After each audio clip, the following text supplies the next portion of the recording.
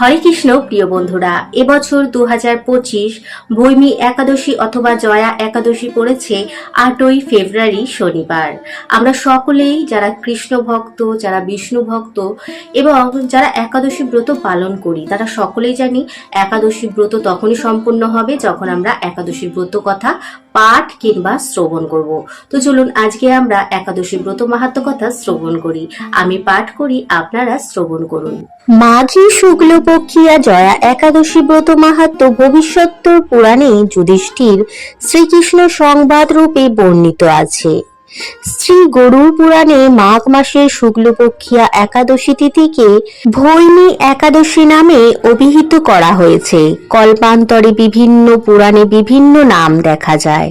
পদ্ম পুরাণ অনুসারে জ্যৈষ্ঠ মাসের শুক্লপক্ষিয়া একাদশীর নামই পাণ্ডবা নির্জলা বা ভীমসেনী একাদশী। যুধিষ্ঠির বললেন, হে কৃষ্ণ, আপনি কৃপা করে মাঘ মাসের শুক্লপক্ষের একাদশীর সবিশেষ বর্ণনা করুন।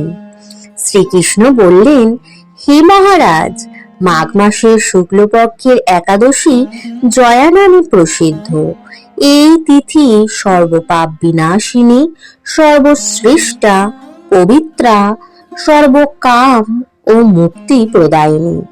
এই ব্রতের ফলে মানুষ কখনো প্রেতত্ব প্রাপ্তি হয় না। এই একাদশীর নিম্ন রূপ উপাখ্যান শোনা যায়। এক সময় স্বর্গলোকে ইন্দ্র রাজত্ব করছিলেন। সেখানে অন্য দেবতারাও বেশ সুখেই ছিলেন। তারা পারিজাত পুষ্প শোভিত নন্দন কাননে অপ্সরাদের সাথে বিহার করতেন। একদিন 50 কোটি অপ্সরা নায়ক দেবরাজ ইন্দ্র স্বেচ্ছায় আনন্দ ভরে তাদের নৃত্য করতে বললেন।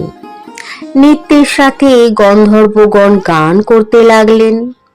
পুষ্পদত্ত, চিত্রসেন প্রভৃতি প্রধান প্রধান গন্ধর্বেরাও সেখানে উপস্থিত ছিলেন। চিত্রসেনের পত্নীর নাম মালিনী। পুষ্পবন্তী নামে তাদের এক কন্যা ছিল। পুষ্পদত্তের পুত্রের নাম মাল্যবান। এই মাল্যবান পুষ্পবন্তীর রূপে মুগ্ধ হয়েছিল। পুষ্পবন্তী পুনঃ পুনঃ কটাক্ষ দ্বারা মাল্যবানকে বশীভূত করেছিল। ইন্দ্রের প্রীতিবিধানের জন্য তারা দুজনেই নৃত্যগীতের সেই সভায় যোগদান করেছিল। কিন্তু একে অপরের প্রতি আকৃষ্ট থাকায় উভয়েই চিত্ত বিভ্রান্ত হচ্ছিল। সেখানে তারা পরস্পর কেবল দৃষ্টিবদ্ধ অবস্থায় দাঁড়িয়ে থাকলো। ফলে গানের ক্রম বিপর্যয় ঘটল। তাদের এই রকম তাল মান ভঙ্গ ভাব দেখে তারা যে পরস্পর কামাসক্ত হয়েছে দেবরাজ ইন্দ্র তা বুঝতে পারলেন। তখন ক্রোধবশে তিনি তাদের অভিশাপ দিলেন, রে মূঢ়, তোমরা আমার আজ্ঞা লঙ্ঘন করেছ।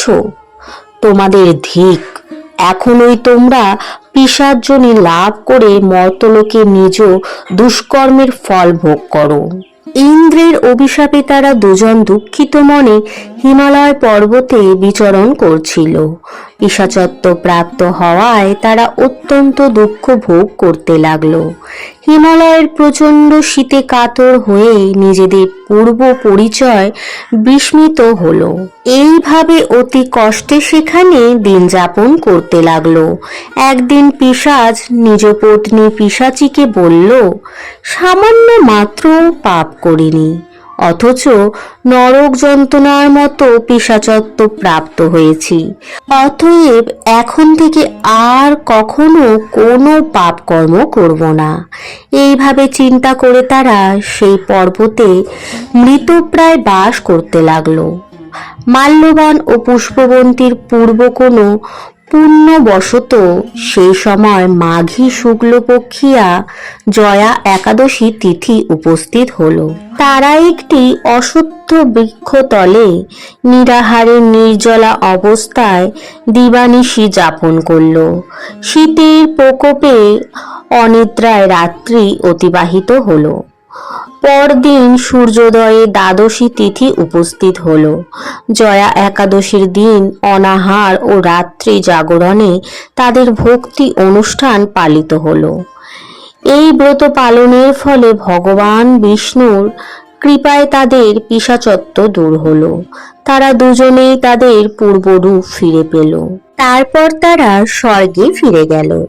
দেবরাজ তাদেরকে দেখে অত্যন্ত আশ্চর্য হলেন। তিনি জিজ্ঞাসা করলেন, কোন পুণ্য ফলে তোমাদের পিশাচত্ব দূর হলো? আমার অভিশাপ থেকে কে তোমাদের মুক্ত করলো? মাল্যবান বললেন, হে প্রভু, ভগবান বাসুদেবের কৃপায় জয়া একাদশী ব্রতের পুণ্য প্রভাবে আমাদের পিশাচত্ব দূর হয়েছে। তাদের কথা শুনে দেবরাজ ইন্দ্র বললেন, হে মাল্যবান, তোমরা এখন থেকে আবার অমৃত পান করো। একাদশী ব্রতে যারা আসক্ত এবং যারা কৃষ্ণ ভক্তি পরায়ণ তারা আমাদেরও পূজ্য বলে জানবে। এই দেবলোকে তুমি পুষ্পবন্তীর সাথে সুখে বাস করো। হে মহারাজ, এই জয়াব্রত ব্রহ্ম হত্যাজনিত পাপকেও বিনাশ করে। এই ব্রত পালনের সমস্ত প্রকার দানের ফল লাভ হয়। সকল যজ্ঞ ও তীর্থের পুণ্য ফল এই একাদশী প্রভাবে আপনা হইতেই লাভ হয়। অবশেষে মহানন্দে অনন্তকাল বৈকুণ্ঠ বাস হয়। এই জয়া একাদশী ব্রত কথা পাঠ ও শ্রবণে অগ্নিষ্টম যজ্ঞের ফল পাওয়া যায়। তো বন্ধুরা, এখানেই একাদশীর ব্রত মাহাত্ম্যকথা সম্পূর্ণ হলো। যদি ভিডিওটা ভালো লেগে থাকে বন্ধুদের মধ্যে শেয়ার করে দিন। পাশে থাকার জন্য সাবস্ক্রাইব করবেন এবং বেল বাটনটাকে অবশ্যই প্রেস করে দেবেন, যাতে আমার ভিডিওর প্রতিটা নোটিফিকেশন আপনাদের কাছে সবার আগে পৌঁছে যায়। ভালো থাকুন, সুস্থ থাকুন, সুরক্ষিত থাকুন, ভালোবেসে বলতে থাকুন হরে কৃষ্ণ, রাধে রাধে।